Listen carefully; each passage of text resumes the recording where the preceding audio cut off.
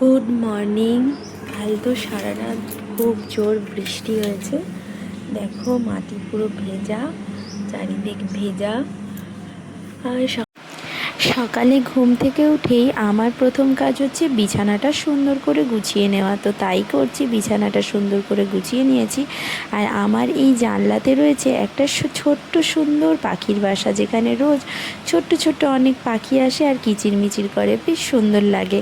তো তারপর ব্রেকফাস্ট করে চেম্বারে চলে গেছিলাম। এবার চেম্বার থেকে এসে আমি চলে যাব স্নান করতে।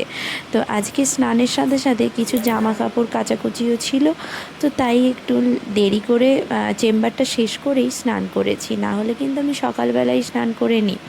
তো আজ যেহেতু কাচাকুচি ছিল, তাই ভাবলাম চেম্বার শেষ করে স্নান করব।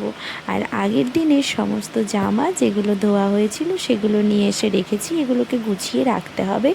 আর এভাবে স্নান করে এবার ফ্রেশ হয়ে নিয়ে মুখে একটু ক্রিম মেখে বসে গেলাম খেতে। তো আজকে এখন গরম যদিও পড়ে গেছে, মুখে ক্রিম মাখা ততটা দরকার হয় না।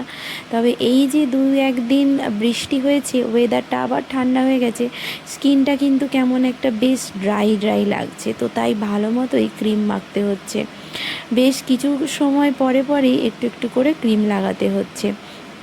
তোমাদের কার কার এরকম সমস্যা হচ্ছে আমাকে অবশ্যই কমেন্ট করে জানিও।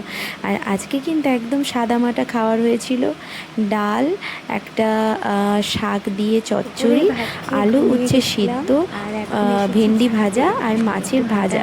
তো এখন যেহেতু গ্যাসের খুব ক্রাইসিস চলছে, খাওয়ার দাওয়ার কিন্তু সেই বুঝে শুনে বানাতে হচ্ছে। অন্ধকার, আর আমাদের ছাদ থেকে বাজারটা দেখাই তোমাদেরকে।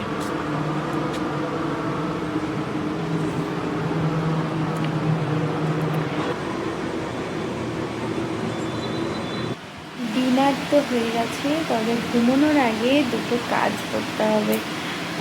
এই জামা কাপড়গুলো গোছাতে হবে, আর একটা হচ্ছে জামাটা ইস্ত্রি করতে হবে। তো চলো,